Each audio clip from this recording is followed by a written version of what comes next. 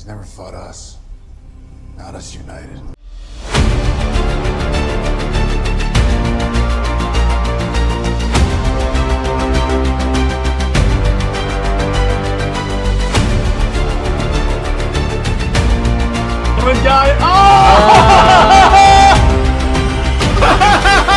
I can so see that. That's it.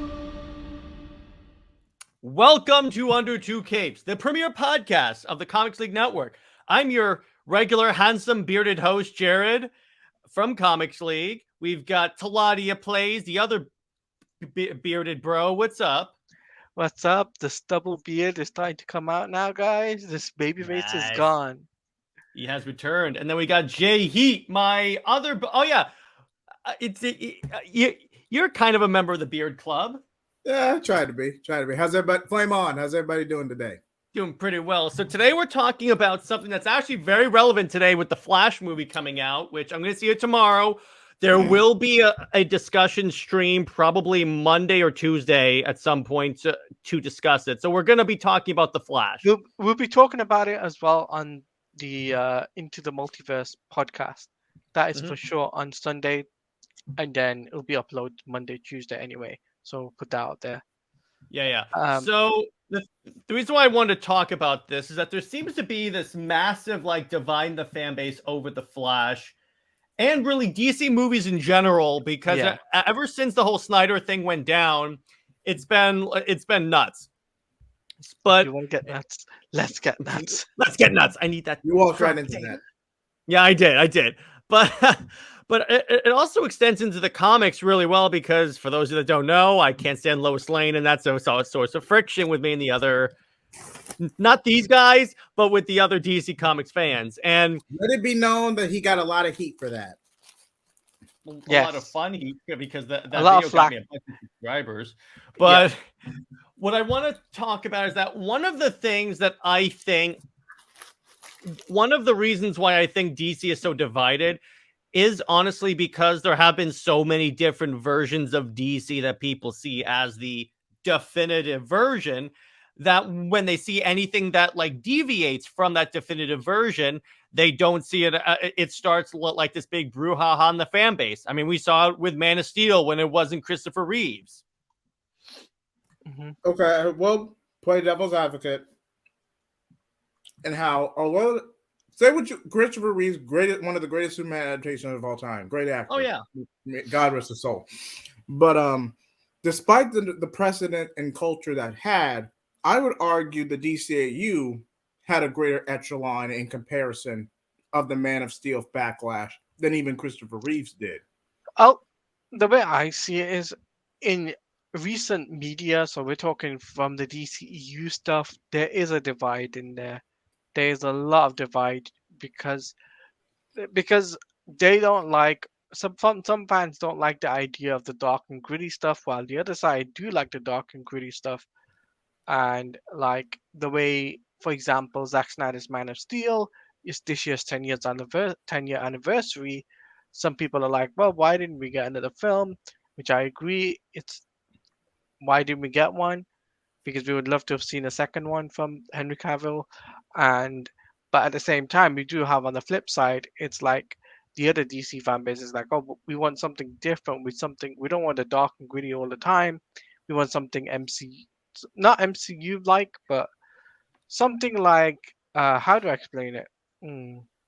Something like the DCAU, if you think about it, in terms of the way because a lot of dark material was the source material for the DCAU, a lot of it was New Earth or pre-Flashpoint. A lot of it. Yes. And what's funny is that, by the way, when you look at Zack Snyder's overall tone, it was very consistent with that universe. Very, very. It was very consistent with that universe, with pre-52 stuff, definitely. But especially with the darker tone and everything, its serious take on the characters. I think that's what made it stand out. But when other people are just like, no, I don't like this idea of a darker tone, I want something else, I'm just like, Or Well, you're not a what- real DC fan if you like that. I've encountered that. No, hold on. Wait, wait, Casuals real exist. quick. Even though you could plainly see my background, right? Yeah. You and Brucifer need to have a comic book face-off. I'm down for that. What we gonna say, JJheat?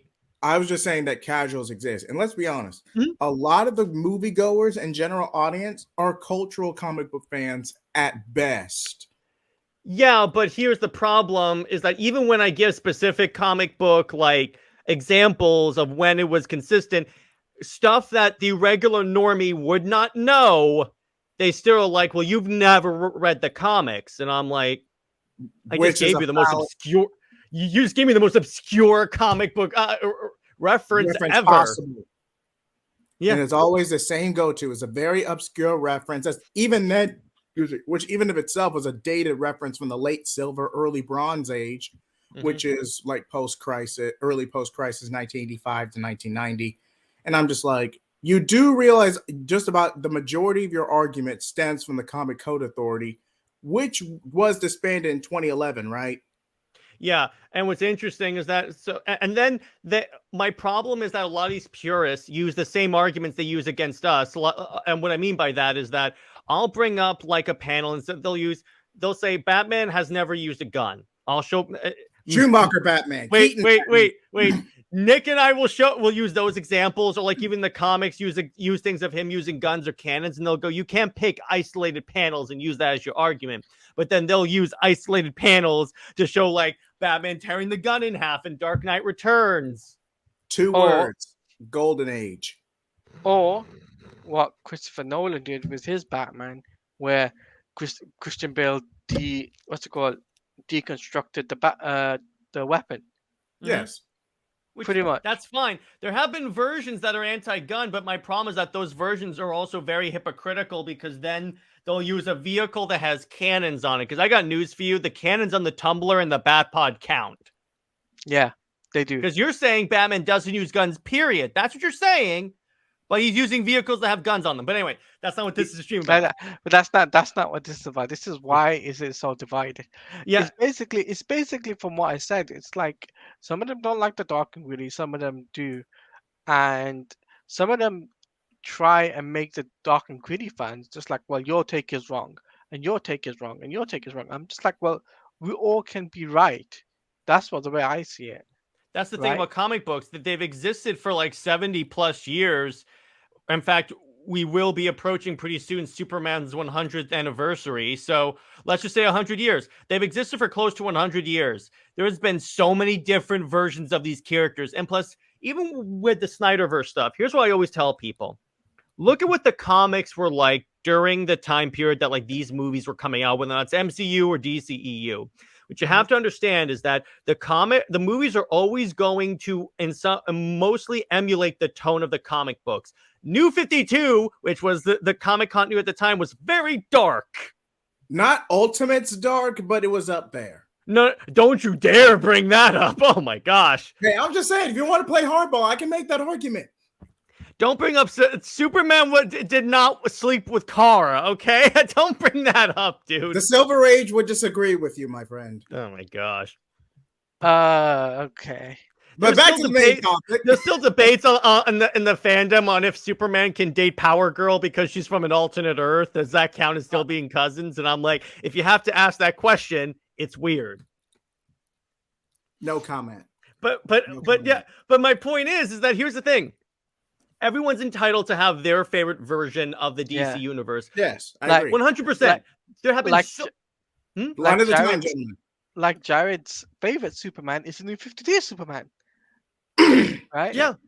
Which pretty much saying it, right? Yeah. My favorite Superman is post-crisis and rebirth Superman, right? Which is I'm deadlocked with my favorite Superman. It's really four. Mm-hmm. Go ahead. And this is in no particular order, mind you. Christopher Reeves, Smallville, New Earth / DCAU, pre-Flashpoint. Yeah. And Scion. I'll give you a minute to think about that. By the way, I know she didn't put Henry Cavill in there. It's an Yeah. honorable mention. He's a, But yeah, for those that don't know what Scion is, refer to our upcoming stream explaining what Scion is. I have to put that. But anyway, but it's like plug aside. But here's the thing: all these, I did a video, and it's one of my more popular ones, saying that there is no definitive version of the character. Anyone pointing to the definitive version of the character, you're just pointing to your favorite version of the character, which that's fine. You're saying I like this character because it's meaningful to me and stuff. Have attitude. More power to you. More power to you, but then don't try and minimize other people's versions, because I take heat because I was on a stream with a bunch of Superman purists, and I said new 52 Superman is the best version of Superman we've gotten. Blasphemy. Well, Sorry, because I hold that in. and I gave a legit reason. I said because he made mistakes. Because my problem with Superman before I became a comic book fan was he seemed like the dude that never made a mistake, and it just got boring. But with this guy, he was learning how to be Superman. He made mistakes. He was trying to learn how to use his powers. Just found that idea very compelling. That's why I love Henry Cavill as Superman, because in Man of Steel, that's what they're doing. And I will give you that point, Jared. The folly of Superman Reborn and the transition into Rebirth is that DC editorial caved the fan expectation. Nostalgia was right there. And they caved. Going after that, that's why I don't like Rebirth Superman, because it's tainted by, because I know why they did Rebirth. It was very vindictive against the new 52 fans, and Superman, Wonder Woman aside, it was vindictive to anyone that liked the new 52. They were like, we're going to pretend this didn't happen. So really, unfortunately, granted, there was some stuff in Rebirth I freaking love. Joshua Williamson's Flash. I'm reading the first arc right now with Godspeed. That is God tier Flash writing. Like, oh my freaking gosh. If you want to read great Flash stories, start at Rebirth Flash #1 or the new 52, either one. But Rebirth with Joshua Williamson, and move on. You can even transition straight to Adams, because I hear that's solid. I think he wrote the last volume of New 52 Flash, or at least co-wrote it. He did. Yeah. But again, Joshua, if you want a really good Flash writer who's up there with the best of them, Josh Williamson, he's arguably one of the best comic book writers I think is around at DC. Yes. Definitely right now.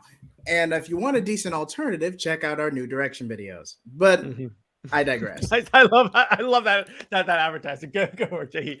But I digress. I feel like DC's biggest problem is not only a corporate disconnect, but they're pretty much ignoring fan expectation. You can have Elseworlds, you can have alter continuity stuff, but I feel like the past 7 years is like they've had freelancers. Let's be honest, they never had writers that were strictly contracted to DC and the DC characters prior to recently. You had a bunch of freelancers either trying to get ahead, using comics as a stepping stone, or you had former Marvel writers who were poached in.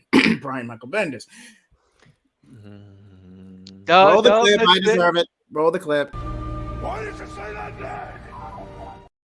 Stay tuned for Bendis Point, which will be out. Why did you say that name? If ever there was a time to cover Bendis Point during the Flash, is probably the best time to do it. Because I'm gonna do a discussion. We're gonna edit with this out of post, Flashpoint. Teladia. We're gonna edit this out of post. Because what I'm gonna do, I'm doing a stream with someone close to me who doesn't know comics, but is coming with me to watch the Flash. I'm gonna explain to her the Flashpoint storyline and see who prefers more. So we're gonna be doing a lot of Flash stuff, but Bendis Point needs to be done during this week. That's gonna be so good. I was gonna say this, right? Yeah, go ahead. Right. When it comes down to the DC movie stuff, right now DC are going for a plan which they're actually, we're going to be talking about this on the Into the Multiverse podcast, which is apparently a new director for the Batman film. So we'll be talking about that, and like, why is it a good direction for them to finally have a solid writers team for their film slate compared to what we previously had, where it was all over the place. Cough, cough, Hamada Burger. Roll the clip. Yeah, I'm sorry, Teladia. Why did you say that name? Because here's the I thing. regret nothing. I regret nothing. The other sin of DC, going off of what you said, JJheat, is that they caved to fan expectations, and here's what I'm talking about. Because the new 52 a lot of the books, particularly Superman and Wonder Woman and Superman and Wonder Woman, sold fantastically. But if they you go can't back before, wait. I hate to cut you off, Jared. Yeah, If go you ahead. cut back before they started hiding the numbers, Superman, Wonder Woman, and I will give you this, Jared. Superman, Wonder Woman was the closest in modern years they got into over 100,000 in sales. No, it passed 100,000 in sales. I have to go back to the numbers, but again, That it was was the like thing. right at Charles- 100,000, maybe 105. It But was it was okay.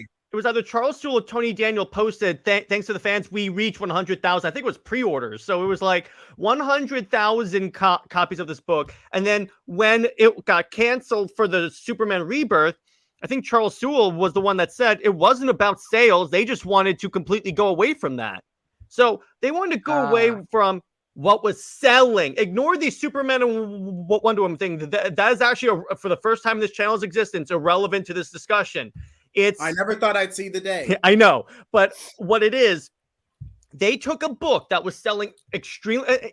All of the New 52, when it first started, sold extremely well. Because you know why? You didn't have to read anything to know what was going on. Blank then slate. And then, as DC normally does, they completely sabotage themselves.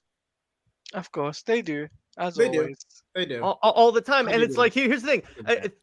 Picture this. You have a book that the fan base actually enjoys. Quantitatively, you have an indicator that the fan base wants more of this.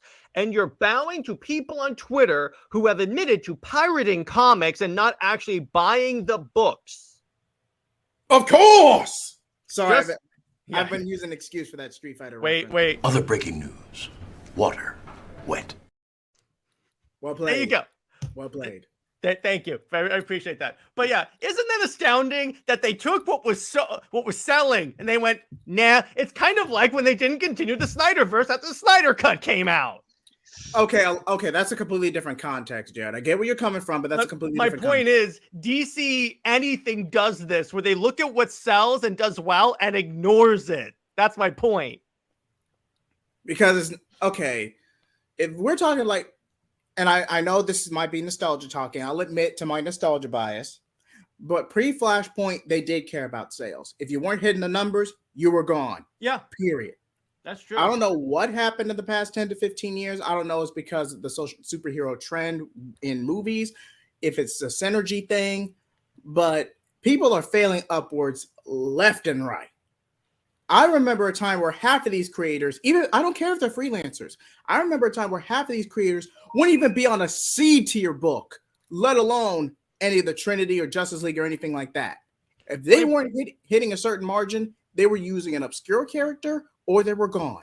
Let me put it this way. If they actually cared about sales, Bendis' Superman run would not have gone on for as long as it did, because that book tanked hard.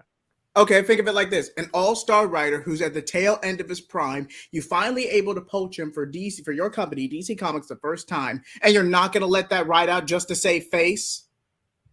No, but if you're actually doing damage to the brand, you could say Superman's not really the best. Because going off of that, JJheat, even at Marvel, he was starting to decline, because if you did your research, I completely agree. After the Ultimate Universe wrapped up, yeah, because here's the thing. With Bendis, and it's sad because I read his earlier stuff. He did really well, and I know I have to play the clip in a second. Yeah. I know it's a lot. He's going to remind me of that, but I'll do it in a second. But my point is that even at the point when they poached him, if they actually looked at his sales numbers, it was going down hard. And then they decided, let's give him our most important character. No, wait, not just our most important character. Full control over the universe. This won't turn out bad. And by the way, Why did you say that name? thank you, Bad Flag. But Teladia, you've been quiet. Your Yeah. thoughts? I have no words up for Bendis right now because he ruined my favorite character, and that's that, right? Like a panther. okay, as much as we want to clown on the B creative, because I do not want to get the third time today. He said the B word. I just said the letter B, but I digress. You can't really fault as much for Bendis as you think, because a lot of this was in conjunction to set up 5G. I'll be the first to admit it was a bad idea. We've talked about it multiple times, and I'm pretty sure Tevye is going to have a semi-rant in the comments. And by the way, Yes. I will say the last time they actually cared about what the fans wanted was when 5G was happening and they saw the fan base go, do not do this. No, no, no. And then DC had to repackage into Future State and New Frontier, which arguably did a lot of damage to DC, but probably not as much as 5G would have done. And now- fun and fact, now- you casuals out there, Mhm. All New, All Different was a stepping stone in the situation where Rodney Downey Jr. and or Chris Evans would leave their respective roles. It was a contingency plan based off synergy. And you want to copy that? Wait, and here's the prime part. Here's the really important part. Are you ready? Go It ahead. failed badly. Here's the good idea. This was one of the years when DC was outselling Marvel because at the same time, you know what DC was doing so Marvel was doing all new, all different, where they were replacing everyone and changing everything. You know what DC was doing? Rebirth and going back to what everyone loved. But the problem is right now, right, Go when it comes to diversity within the DC fandom, it's not only comics and movies, but also video games. Yeah. Because think about it, right? We haven't had a solo Superman game. We're not getting a solo Flash game. Where's the Justice League game? Where's those IPs? You know, come on. Like, not only Warner Brothers, but come on, DC. You guys have got a number of stories that you've literally put into comics that got you not Oscar nominated. Well, not Oscar nominated. It got you awards just for these comics, right? Right. You could tell these stories in video games. Like for a Superman, Earth One, good comic, great one to start off with, right? Great comic, highly recommended. It's basically Man of Steel. It's basically Man of Steel, yeah, pretty much, right? And then for the Flash, you could do a Flash War. You know, that would be, Or a Flashpoint game. I think Flashpoint is too soon. I think Flash War Too would be a soon. lot. Well, Too soon. realistically, here's what they could do if they want to do a Flash game recently. Do it after Justice League kill the Suicide Squad because they're setting up Flashpoint if the leaks are to be Yeah. believed. So just do it that way. Or Yeah, at the very if- least, a self-contained DLC. I would not make it a core game. I still think it's going to be a DLC campaign. Definitely. Or Yeah. if they were smart, they would do it as a DLC campaign. But I'll say this, right? When it comes down to DC as a divided company right now, like there's so many different factors, video games, movies, TV shows, animation. There's so many different things that people are divided on that it's ridiculous. Why can't we like everything? Why can't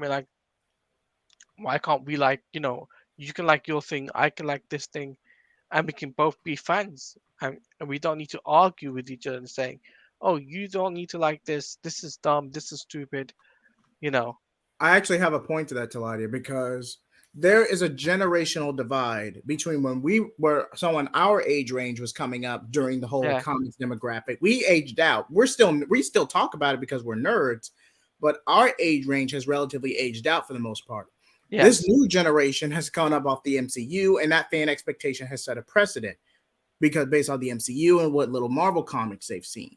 So you mostly have just a generational disconnect, especially with the rise of Twitter and social media, and it's just constant back and forth.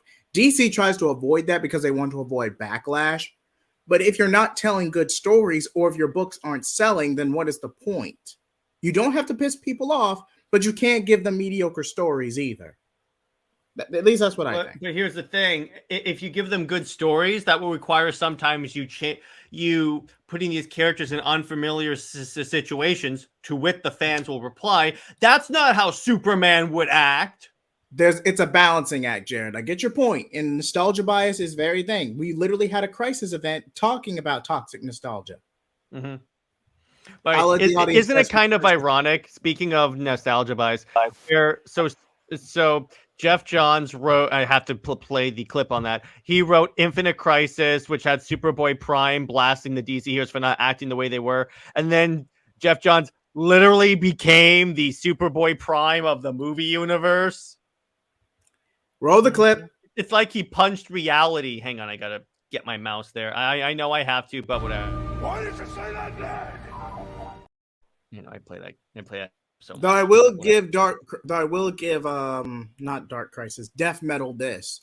It actually gave Superboy Prime a redemption. So Yeah. I will give it that. And here's the thing about Death Metal. Now it comes up when people say that's not canon anymore. I could say, oh, it's all canon. According to Death Metal, it's all canon. So Batman using a gun? Yeah, he does.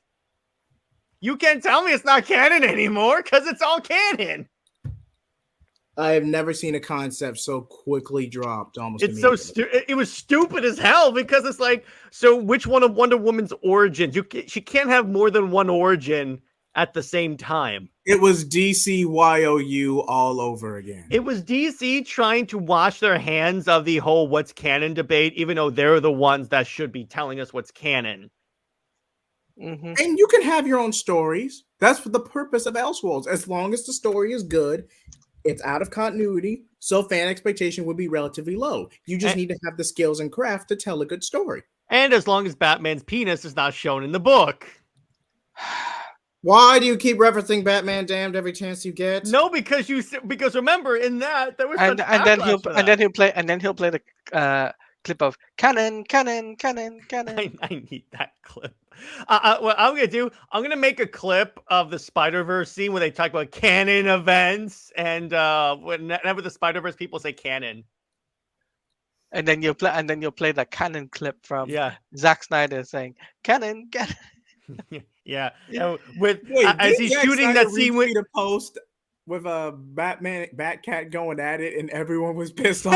yeah, that was a canon one because it was like, okay, so I'm gonna be as delicate as possible because you can find this post.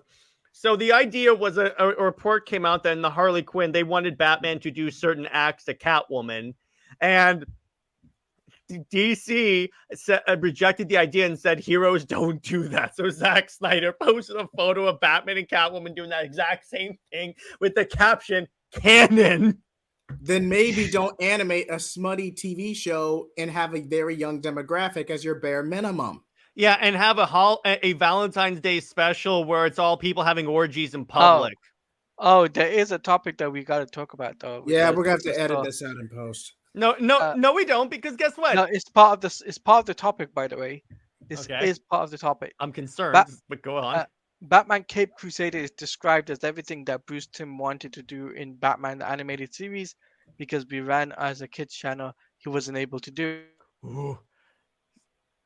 There's a bat cested joke in there somewhere, but I'm No. not gonna Stop it! Stop it! Hey, it's directly out of. Oh, Moses, smell the roses. You throw the clips all you want. You can't silence me. Stop it! Stop it! I'm so sorry. I regret nothing. Okay, Yeah, as I was saying before I was rudely interrupted. yeah, JJheat. Batman Cape Crusader is going to be described as everything that Bruce Timm wanted to do in Batman the animated series, but because it ran on the kids channel, he wasn't able to do it. That's so cool. So basically, a Batman Batgirl situation.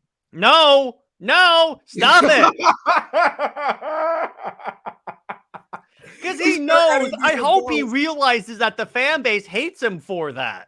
Okay, all right. For context, in Return of the Joker, they needed a reason why the Bat family split apart. So what Bruce Timm came up with was essentially.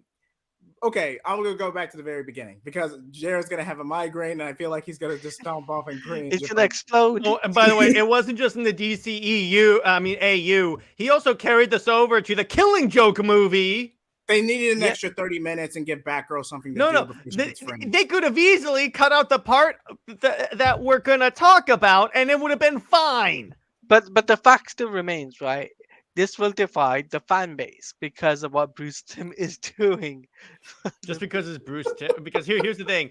People always saying, oh, he wrote the most definitive Batman. First off, I'm convinced all the good stuff was Paul Dini. And only he contributed. A lot of it was Paul Dini, not gonna lie. Yeah, and the only thing he contributed was Batman having sex with not Catwoman, because that makes sense, with Batgirl. That was the didn't he also thing. bang Talia al Ghul in the early B-Test episode in the desert? Well, yeah, because they had to do it by implication.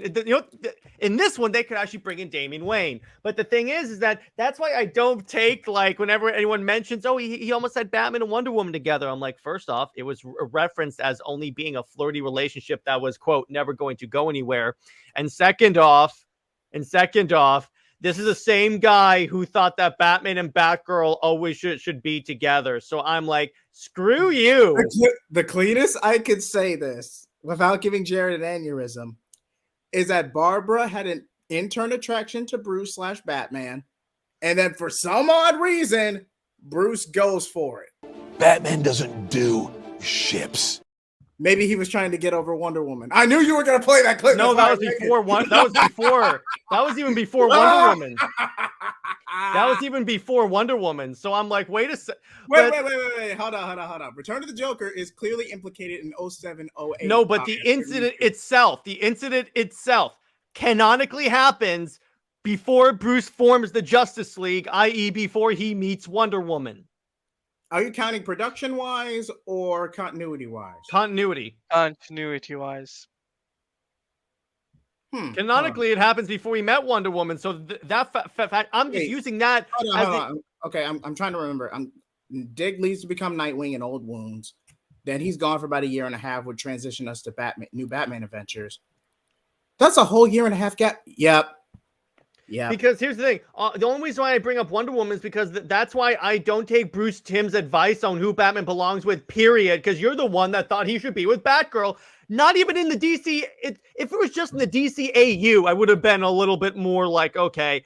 But then he carried it into the Killing Joke movie, and then he added it. Well, I needed a reason I needed tension between the two again. And I'm like, there are other ways to bring in tension, you perv. And then also he was like, I always felt there was an attraction, which it could have been a one-sided, but then you had Bruce do it, you idiots. What the? If it was just one-sided, I would have been like, okay, that makes sense. And then maybe Batgirl leaves because she realized she can never be with Batman. But Batman himself says yes, practically. What? Diana must have really read. I'm sorry. All right. Man.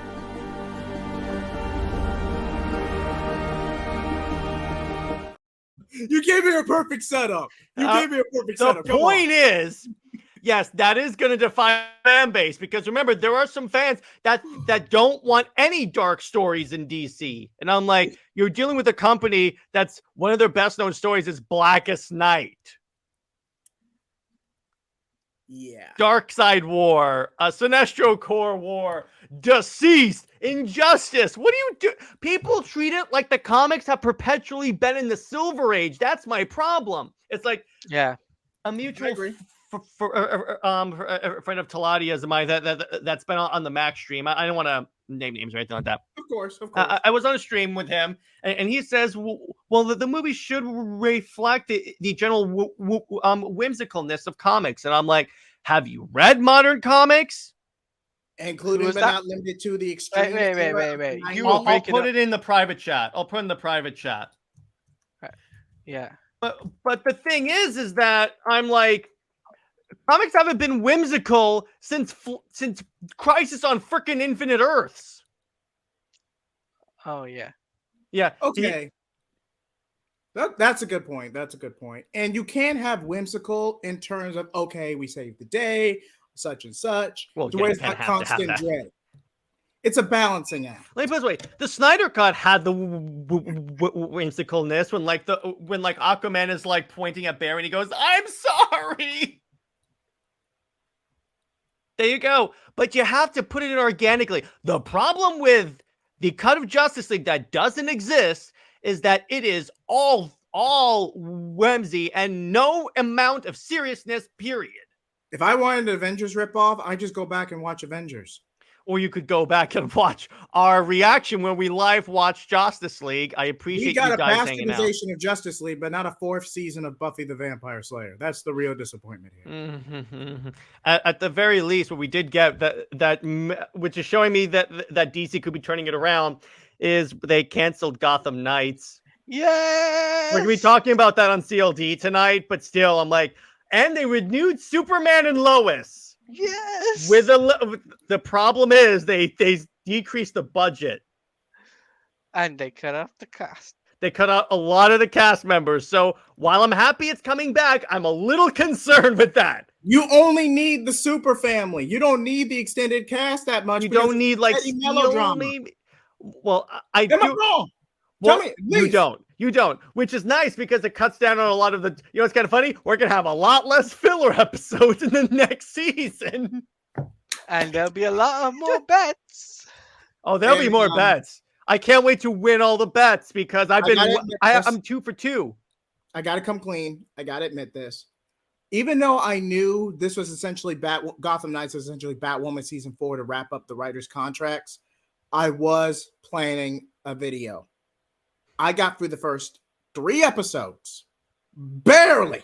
I watched 5 because I was making. Let me finish. As a matter of fact, by the time I got through episode 3, I had literally thrown my laptop across the room and vomited. Hey, actually, while I have you here, do you guys want to? So, for those of you that don't know, so Teladia lost a bet, and the consequence is that I have to make a Gotham Knights intro for him to use. Get it on over my with. channel. Do you want to play it? It's going to be played on movie night too, but I figured I would show it to you. Get it over with. Let's get it over with. I'm Robin. That was it? I see. Here's the thing. I could have used more footage. Worse footage, mind you. No, but the rest of it was just like very political stuff that I didn't want to put in here, and it was very. That is true. That is true. I couldn't because here's the thing, Teladia. Thanks to you, I had to watch more episodes of Gotham Knights, and I swear that was the most. Let's just end it here. Wait. I have to say this. That was more painful than watching Justice League was.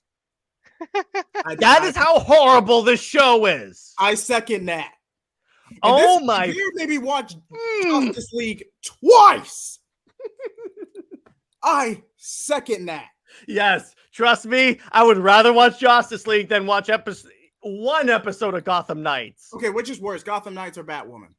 I didn't watch Batwoman because I chose not to. Teladia? I would have to say, if I had to pick, Gotham Knights, hands down. I'll tell you what we need to do. My opinion, I would have took the buyout and gotten the hell out. Yeah, just what we should do is do a stream where we compare episode 1 of Gotham Knights and episode 1 of Batwoman and see which one's worse. Remind me to bring a bucket that day because I'm just going to be barfing the whole stream. But I thought I wanted to mention that it got canceled so we can go, yay! Yeah. And we'll talk about it again on CLD, on this upcoming episode of CLD. But I just wanted to... And movie night. We have to. That'll be the general, like, bring in everyone. But I hope you guys liked Teladia's new intro because it got to the point where I was like, that's the one where I could put his intro, where I could put his logo in, and where I could, like, say, okay, it's the easiest for me to make and fit in organically. And by the way, the last time I will play that intro is for movie night.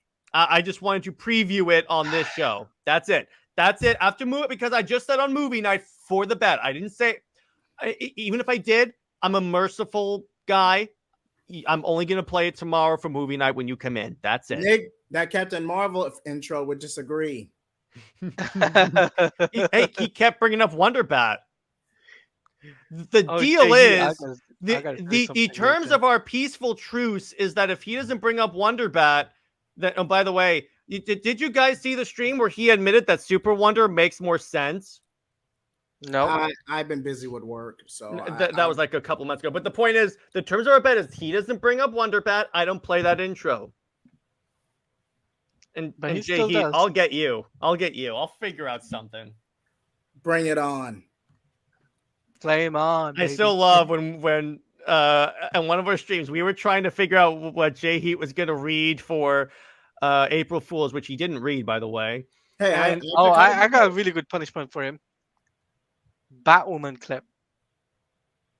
That all you got? Oh, yeah. I could find. No, I got an idea. I'm not going to actually say it on out loud to any of you guys. I'm going to make a Yeah. surprise. I have an idea. I have an idea that I think might be funny. So I'm not going to tell you guys, but the point is where I was going. So what we did is that Nick and I kept naming off movies and comic book storylines, and JJheat somehow could figure out like some good thing about it until we said Marvel. And then we heard him like, and they were like, yep, that's it. There you go. Because even JJheat could not find anything good about Marvel, which is the worst comic storyline of all time. Yeah. So on that bombshell. Yeah, I think it's a good place to leave it. So hope that you guys enjoyed this very enlightened discussion. Now, to be clear, we just want to say one thing. The official position of Comics League, like whatever you like. It doesn't matter. If it has the DC logo on it in some capacity, you are a valid DC fan. It doesn't matter what that thing. You could like Gotham Knights and Batwoman for some reason. Doesn't make you any less of a DC fan. You're just a fan of that corner of DC, which is totally fine.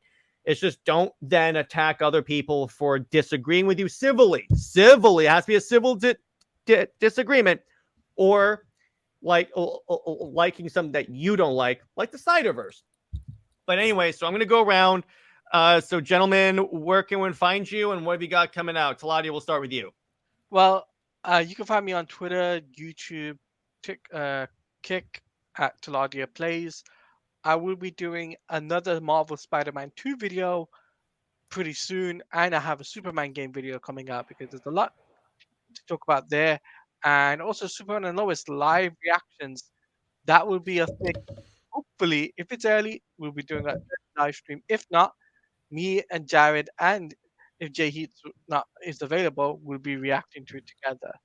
And my God, it's only 2 episodes left. I thought it was 1 episode left. No, there's 2 because there was no episode. There was no episode this and week. by the way, some good news about the Superman and Lois news. They did up the Lex Luthor actor to a series regular, so he's there for the season. Yes, so we'll be reacting to both episodes, and Jared will be live streaming it on the day. So we'll make sure that the finale will be by the way, guys, the finale will be done at a later time than the usual time. So I'm just gonna put that out there because of Jared's scheduling. On this, and JJheat. As for me, I am fine. Due to being on vacation, I was late for this, but I will have the July-August solicitations later tonight. I might have already had it by the time this goes live. So if you have the time, or if you just happen to see a notification when I go live, just check it out, comment, like, and it's just going to be a chill stream while I read over the solicitations and everything leading up to Dawn of DC. Though I would not be surprised that just about everything I find is Night Terrors, because there's a lot of times. For the love of God. When I saw that page advertisement that showed all the tie-ins, it takes up 2 full pages. I legit shivered. Yeah. But also I also had the Tim Drake Nightwing pitch, the Tom King Tim Drake Nightwing pitch is TBD, because I do have a lot of catch up because I was on vacation. And of course, New Direction Scion Explained will be, if not this weekend, next weekend. And then at some point, probably in the week, we're going to do Bendis Point. Play the clip, please. No, this doesn't count. Come on, it's the end of the video. Come on. This does. Fine. I'm probably going to get copywritten strike, but screw it. Why did you say that name? So I was also going to bring this up as well, guys. I reached 500 subscribers, so thank you to all that. Hang on. I got some. Let me get there. Hang on. This is for you, Teladia. This is for you.